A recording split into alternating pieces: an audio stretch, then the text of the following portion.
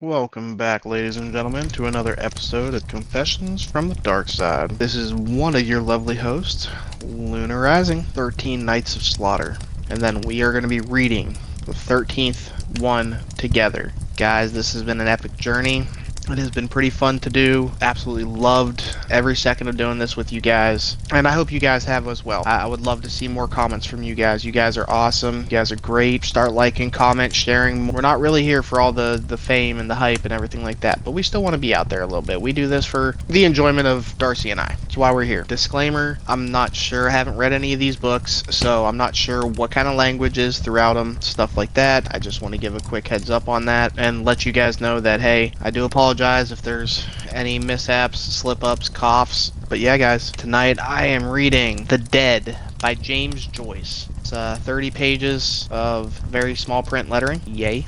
But it's definitely going to be a good book, hopefully. And then at the end, definitely would love to hear you guys' feedback. Alright, guys, get into this. Lily, the caretaker's daughter, was literally run off her feet. Hardly had she brought one gentleman into the little pantry behind the office on the ground floor and helped him off with his overcoat. Then the wheezy hall doorbell clanged again, and she had to scamper along the bare hallway to let in another guest. It was well for her she had not to attend the ladies also, but Miss Kate and Miss Julia had thought of that and had converted the bathroom upstairs into a ladies' dressing room. Miss Kate and Miss Julia were there, gossiping and laughing and fussing, walking after each other to the head of the stairs, peering down over the banisters and calling down to Lily to ask her who had come. It was always a great affair, the Mrs. Morkin's annual dance. Everybody knew them, came to it, members of the family, old friends of the family, the members of Julia's choir, any of Kate's pupils that were grown up enough, and even some of the Mary Jane's pupils as well. Never once had it fallen flat. For years and years it had gone off in a splendid style as long as anyone could remember. Ever since Kate and Julia, after the death of their brother Pat, had left the house in Stony Batter and taken Mary Jane, their only niece, to live with them in the dark,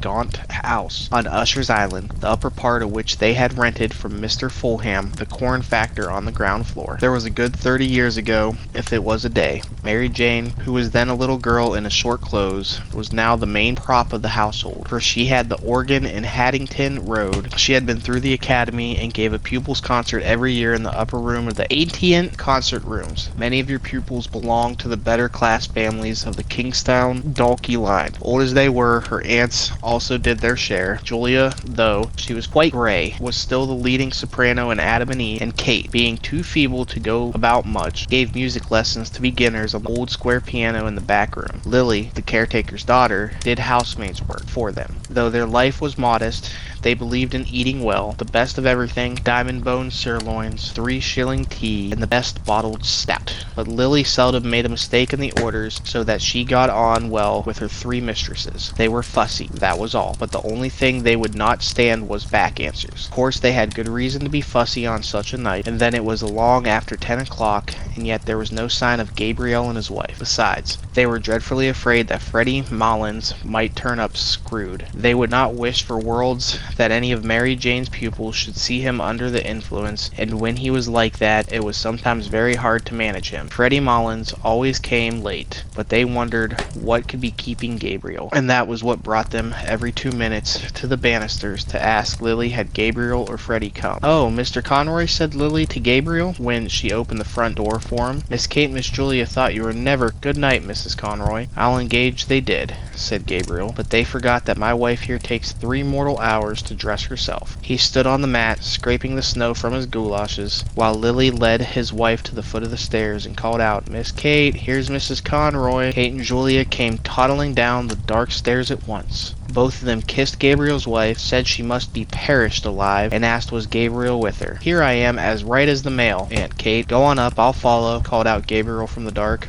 He continued scraping his feet vigorously, while the 3 women went upstairs laughing to the ladies' dressing room. A light fringe of snow lay on the cape of the shoulders of his overcoat and the toe caps on the toes of his goulashes, and as the buttons of his overcoat slipped with a squeaking noise through the snow-stiffened frieze, a cold, fragrant air out of doors escaped from the crevices and folds. "Is it snowing again, Mr. Conroy?" asked Lily. She had preceded him into the pantry to help him with his overcoat. Gabriel smiled smiled at the 3 syllables she had given his surname and glanced at her. She was slim, growing girl, pale in complexion and with hay-colored hair. Gas in the pantry made her look still paler. Gabriel had known her when she was a child and used to sit on the lowest step nursing a rag doll. Yes, Lily answered, and I think we're in for a night of it. He looked up at the pantry ceiling, which was shaking with the stamping and shuffling of feet on the floor above, listened for a moment to the piano, and then glanced at the girl who was folding his overcoat carefully at the end of the shelf. Tell me, Lily, he said in a friendly tone, do you still go to school? Oh, no, sir, she answered. I'm done schooling this year and more. Oh, then, said Gabriel gaily, I suppose we'll be going to your wedding one of these fine days with your young man, eh? The girl glanced back at him over her shoulder and said with a great bitterness, the men that is now is only all palaver and what they can get out. Gabriel colored as if he had made a mistake and without looking at her, kicked off his goulashes and flicked actively with his muffler at patent leather shoe. He was a stout, tallish young man, the high color of his cheeks pushed upwards even to his forehead, where it scattered itself in the few formless patches of pale red. On his hairless face scintillated restlessly the polished lenses and the bright gilt rims of glasses which seemed his delicate, restless eyes. His glossy black hair was parted in the middle and brushed along a curve behind his ears and curled slightly beneath the grove left by his hat. When he had flicked lustered into the shoes, he stood up and pulled his waistcoat down more tightly on his plump body. Then he took a coin rapidly from his pocket. Oh, Lily, he said, thrusting it in her hand. It's Christmas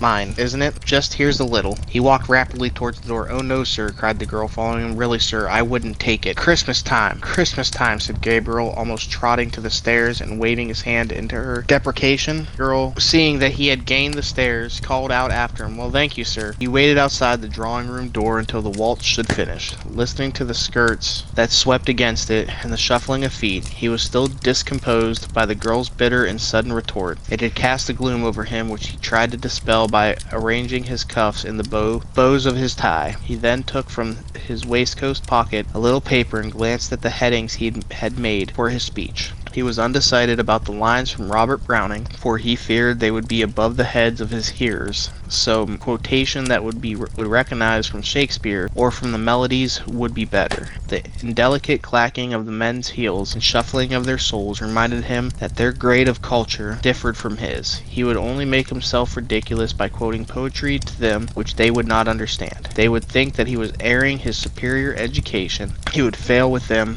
just as he had failed with the girl in the pantry. He had taken up a wrong tone. His whole speech was a mistake from first to last, an utter failure. Just then, his aunts and his wife came out of the ladies' dressing room. His aunts were two small, plainly dressed old women. Aunt Julia was an inch or so taller. The taller. Her hair, drawn low over the tops of her ears, was gray, and gray also, with darker shadows, was her large, flaccid face. Though she was stout in build and stood erect, her slow eyes and parted lips gave her the appearance of a woman who did not know where she was or where she was going. Aunt Kate was more vivacious. Her face, healthier than her sister's, was all puckets and creases, like a shriveled red apple, and her hair, braided in the same old-fashioned way, had not lost its ripe nut color. They both kissed Gabriel frankly. He was their favorite nephew, the son of dead elder sister Ellen, who married T.J. Conroy of the Port and Docks. Greta tells me you're not going to take the cab back to Monkstown tonight, Gabriel, said Aunt Kate. No, said Gabriel, turning to his wife. We had quite enough of that last year, hadn't we? Don't you remember, Aunt Kate, what a cold Greta got out of it? Cab windows rattling all the way, the east wind blowing in after we passed Marion. Very jolly it was. Greta caught a dreadful cold. Aunt Kate frowned severely and nodded her head at every word. Quite right, Gabriel, quite right, she said. You can't be too careful. But as for Greta here, said Gabriel, she'd walk home in the snow if she were let.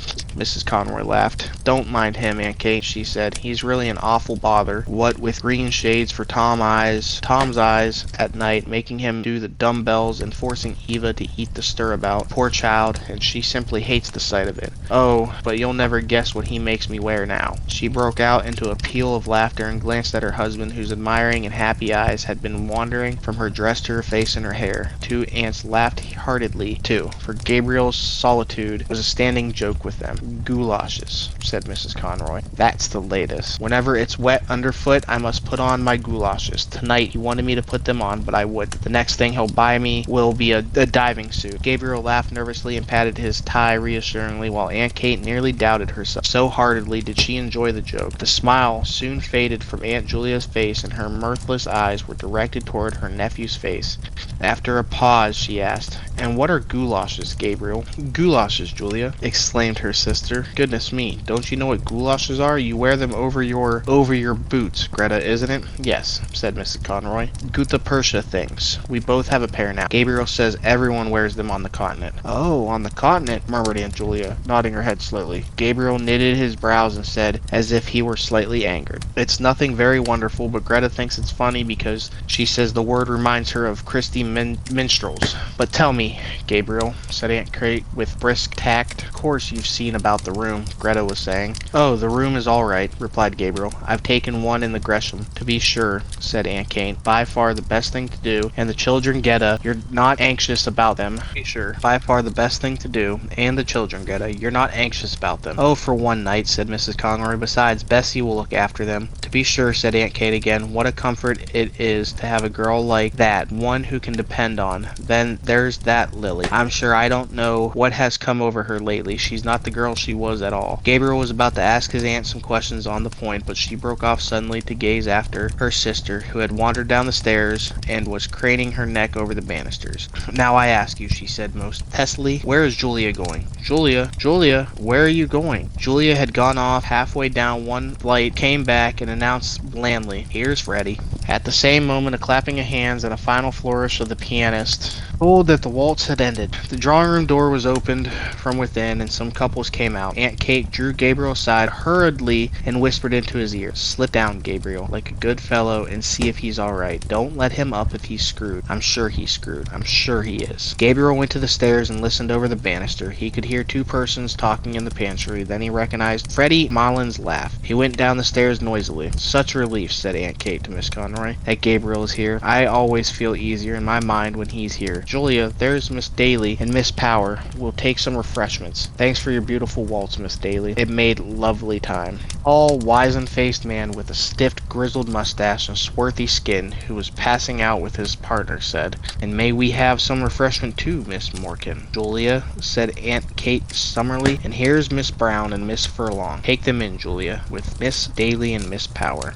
"I'm the man for the ladies," said Mr. Brown, pursing his lips until his mustache bristled and smiling in all his wrinkles. "You know, Miss Morkan, the reason they are so fond of me is—" He did not finish his sentence, but seeing that Aunt Kate was out of earshot, at once led the three young ladies into the back. The middle of the room was occupied by two square tables, placed end to end, and on these Aunt Julia and the caretaker were straightening and smoothing a large cloth. On the sideboard were arrayed dishes and plates, and glasses, and bundles of knives, and forks and spoons. The top of the closed square piano served also as a sideboard for viands and sweets. At a smaller sideboard in one corner, two young men were standing, drinking hot bitters. Mr. Brown led his charges thither and invited them all, in jest, to some ladies' punch, hot, strong, and sweet. As they said they never took anything strong, he opened 3 bottles of lemonade for them. Then he asked one of the young men to move aside, and taking hold of the decanter, filled out for himself a goodly measure of whiskey. The young men eyed him respectfully while he took a trial sip.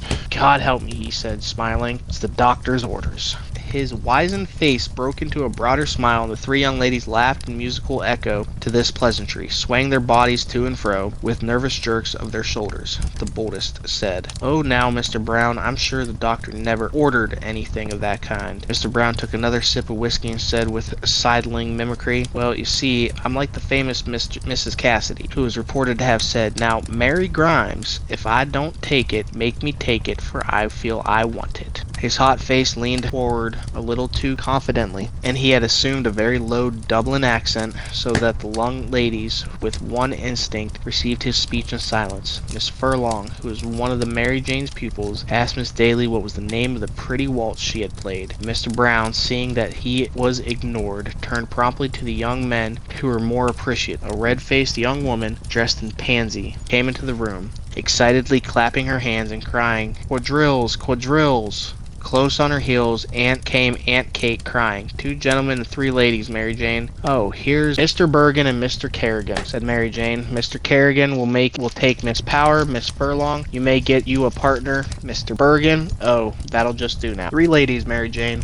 said Aunt Kate. The two young gentlemen asked the ladies if they have the pleasure, and Mary Jane turned to Miss Daly. Oh, Miss Daly, you're really awfully good after playing for the last 2 dances, but we're so short of ladies tonight. I don't mind in the least, Miss Morgan, but I have a nice partner for you, Mr. Bartell Darcy, the tenor. I'll get him to sing later on. All Dublin is raving about him. Lovely voice, said Aunt Kate, as the piano had twice begun in the prelude to the first figure. Mary Jane led her recruits quickly from the room. They had hardly gone when Aunt Julia wandered slowly into the room, looking behind her at something. What is the matter, Julia? asked Aunt Kate anxiously. Who is it? Julia, who was carrying in a column of table napkins, turned to her sister and said simply, as if the question had surprised her, "It's only Freddie, Kate, and Gabriel with them." In fact, right behind her, Gabriel could be seen piloting Freddie Mullins across the landing. The latter, a young man of about 40, was Gabriel's size and build, with very round shoulders.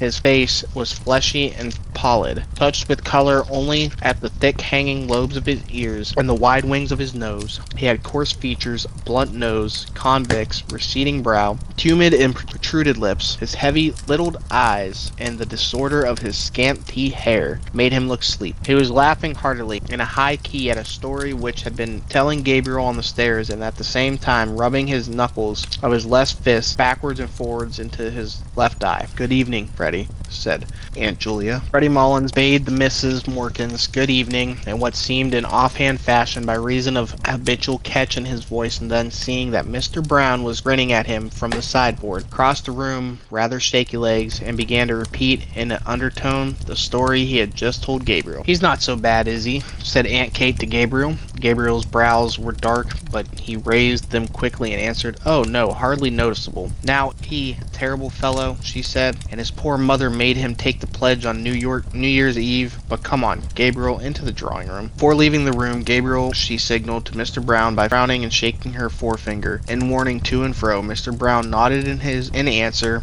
and when she had gone, said to Freddie Mullins, "Now then, Teddy, I'm going to fill you out a good glass of lemonade just to buck you up." Freddie, who was nearing the climax of his story, waved the offer aside impatiently, but Mr. Brown, having first called Freddie Mullins' attention to a disarray in his dress, filled out and handed him a full glass of lemonade. Freddie Mullins' left hand accepted the glass mechanically, his right hand being engaged in the mechanical readjustment of his dress. Mr. Brown, whose face was once more wrinkling with mirth, poured out for himself a glass of whiskey while Freddie Mullins exploded, before he had well reached the climax of his story, in a kink of high-pitched bronchitic laughter, and setting down his untasted and overflowing glass, began to rub the knuckles of his left fist back and forth into his left eye, repeating words of his last phrase as well as if a fit of laughter would allow him. Gabriel's eyes, irritated by the floor, which glittered with beeswax under the heavy chandelier, wandered to the wall above the piano. A picture of a balcony scene in Romeo and Juliet hung there, and beside it was a picture of 2 murdered princes in the tower, which Aunt Julia had worked in red, blue, and brown wools when she was a girl, probably in the school they had gone to as girls. A kind of work had been taught for 1 year.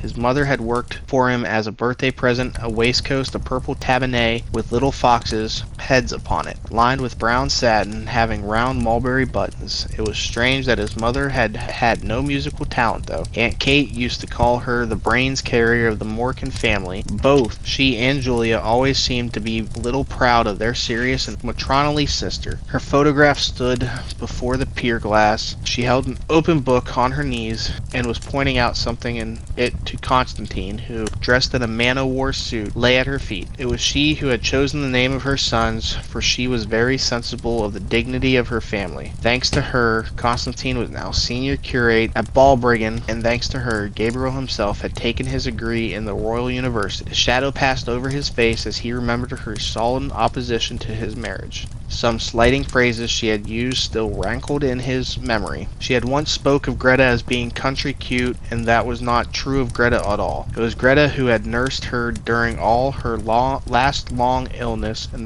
their house in Monkstown. He knew that Mary Jane must be near the end of her piece, for she was playing again the opening melody with runs of scale after every bar, and while he waited for the end, the resentment died down in his heart. The piece ended with a trill of octaves in the treble and a final deep octave in the bass. Great applause greeted Mary Jane as, blushing and rolling up her music nervously, she escaped from the room. The most vigorous clapping came from the 4 young men in the doorway who had gone away to the refreshment room at the beginning of the piece but had come back when the piano had stopped. Lancers were arranged. Gabriel found himself partners with Miss Ivers. She was a frank-mannered, talkative young lady with a freckled face and prominent brow eyes. She did not wear a low-cut dress, and the large brooch which was fixed in the front of her collar bore on it an Irish device and motto. When they had taken their places, she had said abruptly, "I have a crow to pluck with you." "With me?" said Gabriel. She nodded her head gravely. "What is it?" asked Gabriel, smiling at her solemn manner. "Who is G.C.?" answered Miss Ivers, turning her eyes upon him. Gabriel colored and was about to knit his brows as if he did not understand when she bluntly, "Oh, innocent Amy, I have found out that you write for the Daily Express. Now, aren't you ashamed of yourself?" "Why should I be ashamed of myself?" said Gabriel,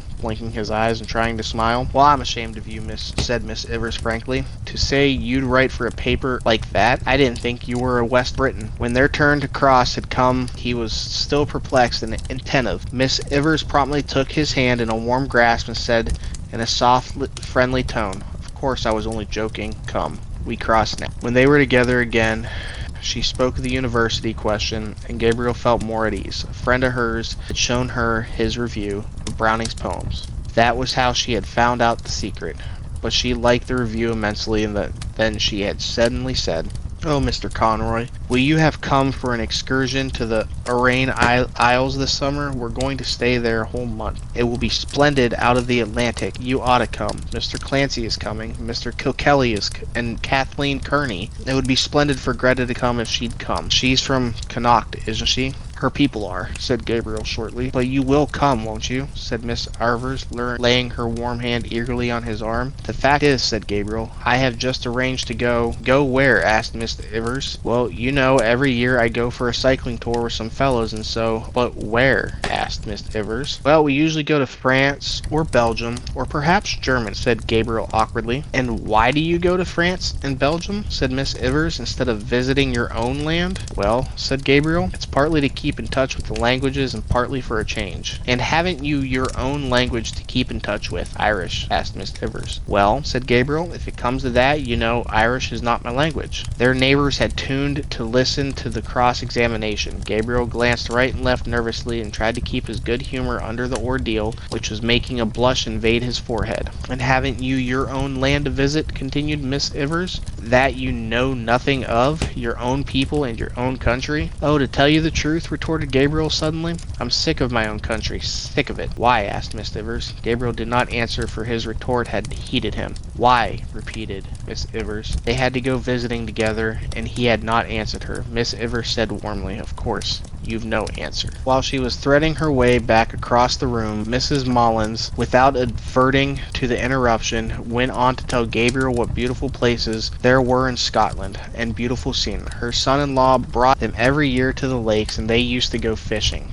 Her son-in-law was a splendid fisher. One day he caught a beautiful big fish, and the man in the hotel cooked it for their dinner. Gabriel hardly heard what she said. Now that supper was coming near, he began to think again about how his speech and about the quotation. When he saw Freddie Mullins coming across the room to visit his mother, Gabriel left the chair free for him and retired into the embrasure of the window. The room had already cleared, and from the back room came the clatter of plates and knives. Those who still remained in the drawing room seemed tired of dancing and were conversing quietly in little groups. Gabriel's warm, trembling fingers tapped the cold pane of the window. How cool it must be outside. How pleasant it would be to walk out alone, first along by the river and then through the park. The snow would be lying on the branches of the trees, forming a bright cap on the top of the Wellington Monument. How much more pleasant it would be there than at the supper table. A murmur in the room attracted his attention. Mr. Brown was advancing from the door, gallantly escorting Aunt Julia, who leaped upon his arm, smiling and hanging her head, and a regular musketry of applause escorted her also as far as the piano, and then, as Mary Jane seated herself on the stool, and Aunt Julia, no longer smiling, half turned so as to pitch her voice fairly into the room, gradually ceased. Gabriel recognized the prelude. It was that of an old song of Aunt Julia's, "Arrayed for the Bridal." Her voice, strong and clear, and the tone attacked with great spirit, which the runs which embellished the air, and though she sang very rapidly, she did not miss even the smallest of the grace notes. To follow the voice without looking at the singer's face was to feel and share the excitement of swift and secure flight. Gabriel applauded loudly with all the others at the close of the soft and loud applause was borne in from the invisible supper table. It sounded so genuine that a little color struggled into Aunt Julia's face as she bent to replace in the music stand the old leather-bound songbook that had her initials on the cover. Freddie Mullins, who had listened with his head perched sideways to hear her better, was still applauding when everyone else had ceased, and talking animatedly to his mother, who nodded her head gravely and slowly acquiescence. At last, when he could clap no more, he stood up suddenly and hurried across the room to Aunt Julia, whose hand he seized and held in both hands, shaking it. When the words failed him, or the catch in his voice proved too much for him. "I was just telling my mother," he said. "I never heard you sing so well, never. No, I never heard your voice so good as it is tonight. Now, would you believe that now? That's the truth. Upon my word and honor, that's the truth. I never heard your voice so sound, so fresh. Never." Aunt Julia smiled broadly and murmured something about compliments as she released her hand from his grasp. Mr. Brown extended his open hand towards her and said to those who were near him, in the manner of a showman introducing a prodigy to the audience, "Miss Julia Morgan, my latest discovery." He was laughing very heartily at this himself when Freddie Mullins turned to him and said, "Well, Brown, if you're serious you might make a worse discovery. All I can say is I never heard her sing half so well as long as I'm coming here, and that's the honest truth." "Neither did I," said Mr. Brown. "I think her voice has greatly improved." And Julia shrugged her shoulders and said with a meek pride, 30 years ago I hadn't a bad voice as voices go. I often told Julia," said Aunt Kate empathetically, "that she was simply thrown away in that choir, but she never would be said by me." She turned as if to appeal to the good sense of the others against a refractory child, while Aunt Julia gazed in front of her, a vague smile of reminiscence playing on her face. "No," continued Aunt Kate, "she wouldn't be said or led by anyone. Slaving there in that choir night and day, 6 o'clock on Christmas morning, all for what? Isn't it for the honor of God, Aunt Kate?" asked Mary Jane, twisted round on the piano stool and smiling. Aunt Kate turned fiercely on her niece and said, "I know all about the honor of God, Mary Jane, but I think it's not all honorable for the Pope to turn out the women out of the choirs that have slaved there all their lives and put little whippersnappers of boys over their heads. I suppose it is for the good of the church if the Pope does it, but it's not just, Mary Jane, and it's not right."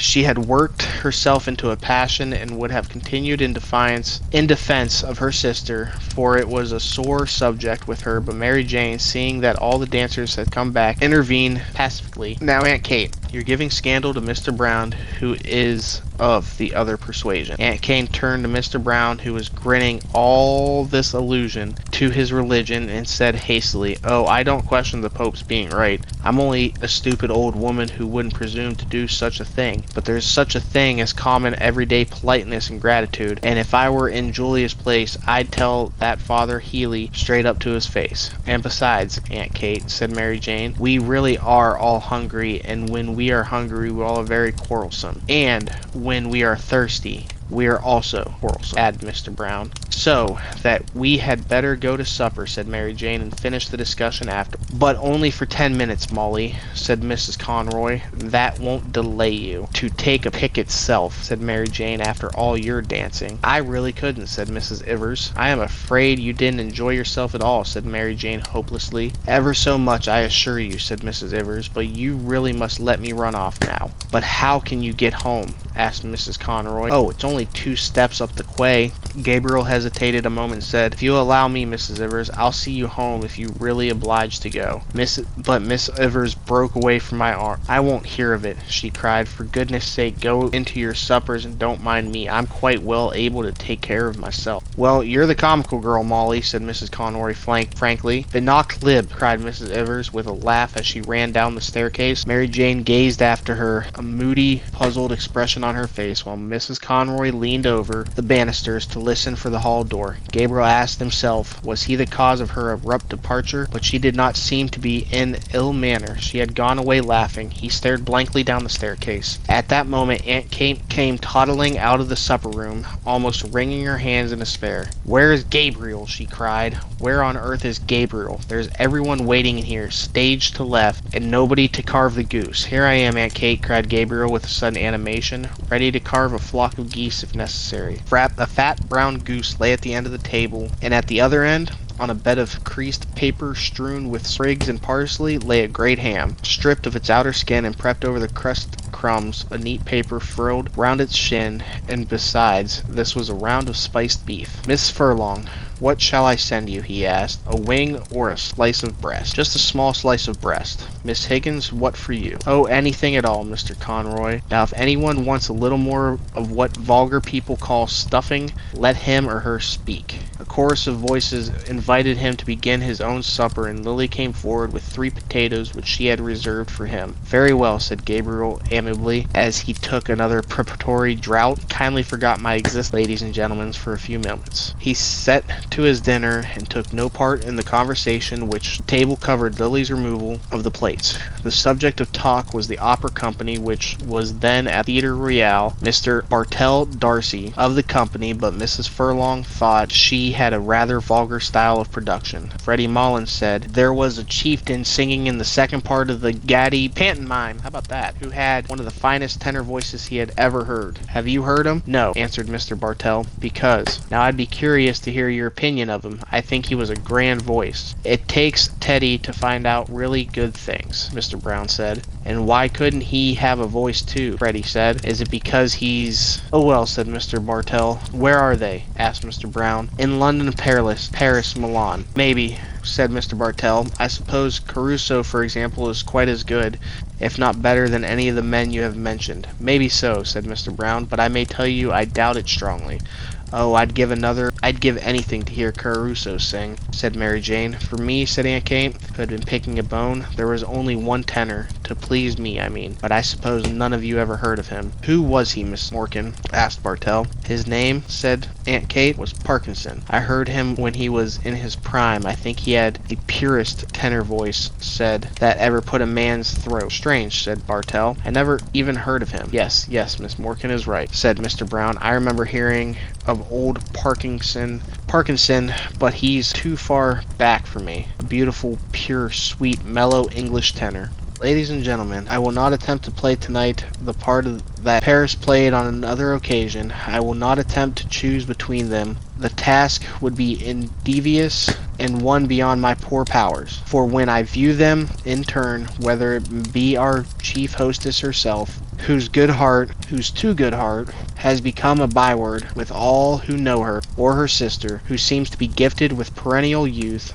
and whose singing must have been a surprise and a revelation to us all tonight." Gabriel glanced down at his aunts, and seeing the large smile on Aunt Julia's face and the tears which had risen to Aunt Kate's eyes, hastened to his close. He raised his glass of port gallantly, while every member of the company fingered a glass expectantly, and said loudly, "Let us toast them all 3 together. Let us drink to their health, wealth, long life, happiness, and prosperity, and may be long continued to hold proud and self-won position which they hold in their profession, and the position of honor and affection which they hold in their hearts." All the guests stood up, glass in hand, turning toward the 3 seated ladies, and sang in unison, Mr. Brown as leader. "For they are jolly good fellows, for they are jolly good fellows, for they are jolly good fellows," which nobody can deny. Aunt Kate was making frank use of her handkerchief, and even Aunt Julia seemed moved. Frank Mullins beat time with his pudding fork, and the singers turned towards one another as if in a conference, while they sang with emphasis, "Unless he tells a lie, unless he tells a lie." Then turning once more back to the hostess, they sang, "For they are jolly gay fellows, for they are jolly gay fellows, for they are jolly gay fellows," which nobody can deny. The piercing morning air came into the hall where they were all standing, so that Aunt Kate said, "Close the door, somebody. Mrs. Mullins will get her death of a cold." "Brown is out there, Aunt Kate. Brown is everywhere," said Aunt Kate. Mary Jane laughing at her tone. "Really? She is Erkley. He is very attentive. He has been laid on here like the gas. But tell him to come in, Mary Jane, and close the door. I hope to goodness he didn't hear me. At that moment, the hall door was open and Mr. Brown came in from the doorstep, laughing as if his heart would break. He was dressed in a long green overcoat with mock cuffs and a collar, wore on his head an oval fur cap. He pointed down to the snow-covered quay from where the sound of shrill, prolonged whistling was borne in. Teddy will have all the cabs in Dublin out. Gabriel advanced from the little pantry behind the office, struggling into his overcoat and looking round the hall. Said, Greta, not down yet. She's getting on her things, Gabriel, said Aunt Kate. Who's playing up there? Asked Gabriel. Nobody, they're all gone. Oh no, Aunt Kate, said Mary Jane. Bartell, Darcy, and Miss Culligan aren't gone yet. Someone is fooling at the piano anyhow, said Gabriel. Mary Jane glanced at Gabriel and Mr. Brown and said with a shiver, It makes me feel cold to look at you two gentlemen muffled up like that. I wouldn't like to face your journey home at this hour. I'd like nothing better than this minute, said Mr. Brown stoutly. Then rattling fine walk in the country, or a fast drive with a good spanking goer between the shafts. We used to have a very good horse and trap at home, said Aunt Julia sadly. The never-to-be-forgotten Johnny, said Mary Jane, laughing. Aunt Kate and Gabriel laughed too. Why, what was wonderful about Johnny? Asked Mr. Brown. The late, lamented Patrick Morkan, our grandfather, that is. Oh, now, Gabriel, said Aunt Kate, laughing. He had such a starch mill. Well, glue or starch, said Gabriel. The old gentleman had a horse by the name of Johnny, and Johnny used to work in the old gentleman's mill, walking round and round in order to drive the mill. That was all very well, but now comes the tragic part about Johnny. One day the old gentleman thought he'd like to drive out quality to a military review in the park. The Lord have mercy on his soul, said Aunt Kate compassionately. Amen, said Gabriel. So the old gentleman, as I said, harassed Johnny and put on his very best tall hat and his best stock collar and drove out the grand style from his ancestral mansion in somewhere near Black Lane.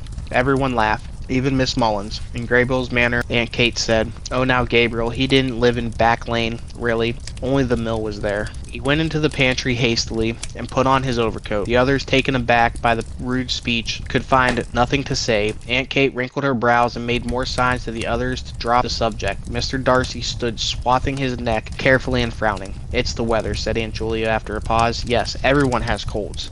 Aunt Kate readily.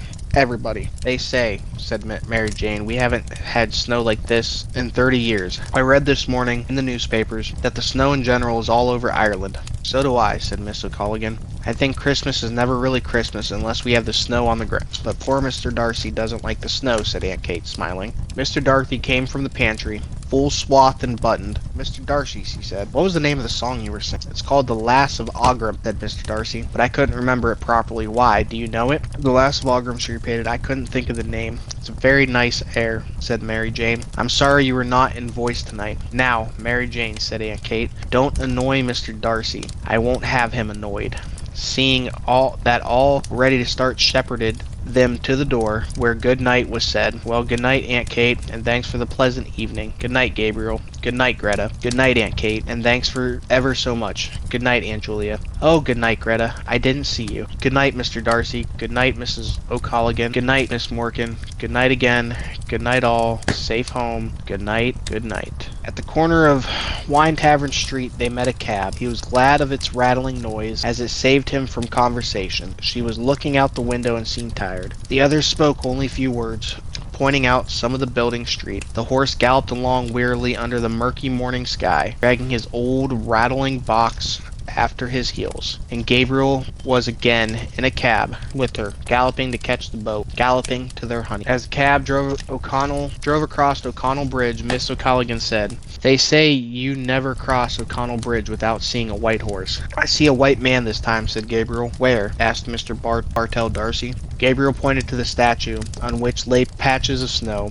Then he nodded familiarly to it and waved his hand. Good night, Dan, he said gaily. When the cab drew up to the hotel, Gabriel jumped out and, in spite of Mr. Bartell Darcy's protest, paid the driver. Gave the man a shilling over his fare. The man saluted and said, A prosperous new year to you, sir. Same to you, said Gabriel cordially. She leaned for a moment on his arm, and getting out of the cab, and while standing at the curbstone, bidding the others good night, she leaned lightly on his arm, as lightly when she had danced with him a few hours before. He had felt proud and happy then.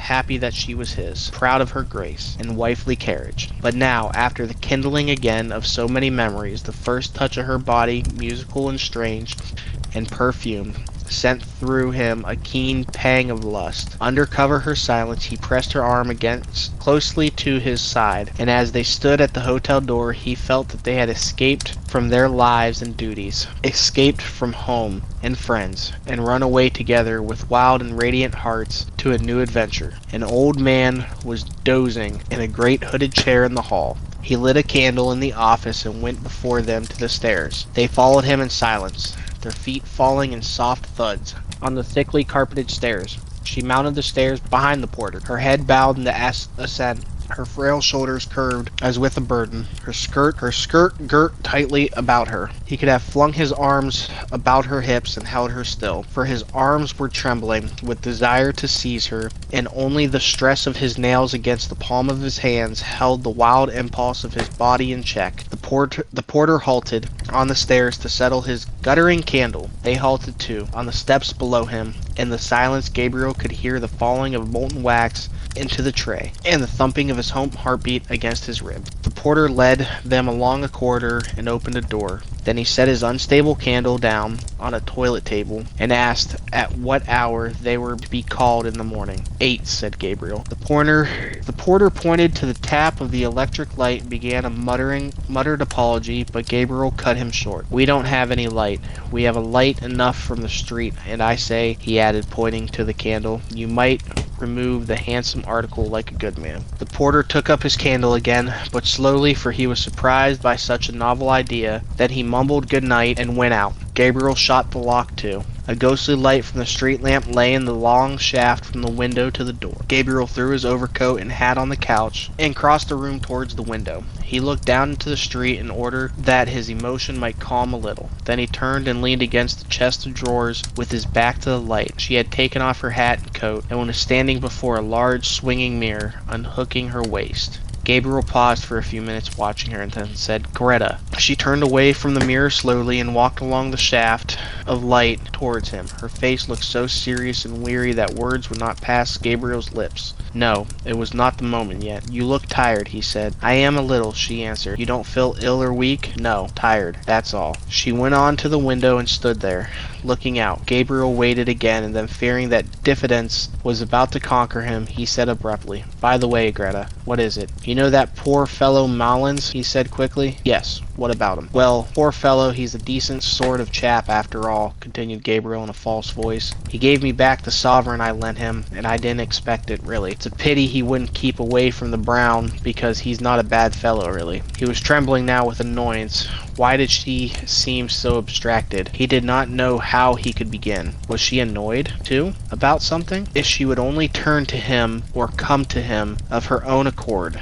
To take her as she was would be brutal. No, he must see some ardor in her eyes first. He longed to be master of her strange mood. When did you lend him the £1? She asked after a pause. Gabriel strove to restrain himself from breaking out into brutal language about the Scottish Mullins and his £1. He longed to cry to her from his soul, to crush her body against his, to overmaster her. But he said, oh, at Christmas, when he opened the little Christmas card shop in Henry Street. He was in such a fever of rage and desire that he did not hear her come from the window. She stood before him for an instant, looking at him strangely. Then suddenly raising herself on tiptoe and resting her hands lightly on his shoulders, she kissed him. You are a very generous person, Gabriel, she said. Gabriel, trembling with delight at her sudden kiss and at the quaintness of her phrase, put his hands on her hair and began smoothing it back, scarcely touching it with his fingers. The washing had made it fine and brilliant. His heart was brimming over the happiness. Just when he was wishing for it, she had come to him of her own accord.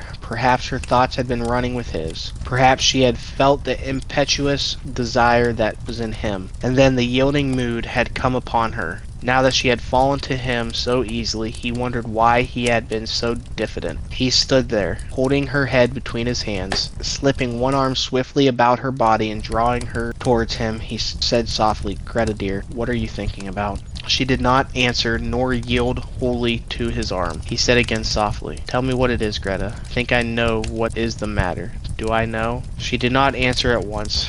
Then she said in an outburst of tears, "Oh, I am thinking about the song, The Lass of Aughrim." She broke loose from him and ran to the bed, throwing her arms across the bed rail. It hid her face. Gabriel stood stock still for a moment in astonishment and then followed her. As he passed in the way of cheval glass, he caught sight of himself in full length. His broad, well-filled shirt front, face whose expression always puzzled him when he saw it in the mirror, and his glimmering gilt-rimmed glasses. He halted a few paces from her and said, "What about the song? Why does that make you cry?" She raised her head from her arms and dried her tears with the back of her hand like a child. A kinder note than he had intended went into his voice. "Why, Greta?" he asked. "I'm thinking about a person long ago who used to sing that song." "And who was this person long ago?" asked Gabriel, smiling. "It was a person I used to know in Galway when I was living with my grandmother," she said. The smile passed away from Gabriel's face. A dull anger began to gather again at the back of his mind, and the dull fires of his lust began to glow angrily in his veins. "Someone you were in love with?" he asked ironically. "It was a young boy I used to know," she answered, "named Michael Fury. He used to sing that song, The Lass of Aughrim. He was very delicate." Gabriel was silent. He did not wish her to think that he was interested in this delicate boy. "I can see him so plainly," she said after a moment. "Such eyes he had, big, dark eyes, and such an expression in them. An expression." "Oh, then, you are in love with him," said Gabriel. "I used to go out walking with him," she said, "when I was in Galway." A thought flew across Gabriel's mind.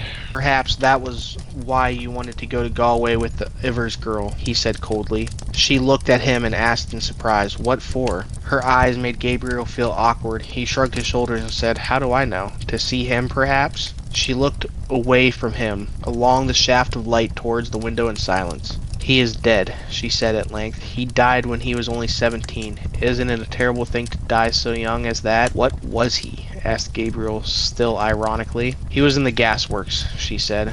Gabriel felt humiliated by the failure of his irony and by the evocation of his figure from the dead. A boy in the gasworks. While he had been full memories of their secret life together, full of tenderness and joy and desire, she had been comparing him in her mind with another. A shameful consciousness of his own person assailed him. He saw himself as a ludicrous figure, acting as a penny boy for his aunts, a nervous, well-meaning sentimentalist, orating to vulgarians and idolizing his own clownish lusts. The pitiable, fatuous fellow he had caught a glimpse of in the mirror. Instinctively he turned back more to the light lest she might see the shame that burned upon his forehead. He tried to keep up his tone of cold interrogation, but his voice, when he spoke, was humble and indifferent. "I suppose you were in love with this Michael Fury, Greta," he said. "I was great with him at the time," she said. Her voice was veiled and sad.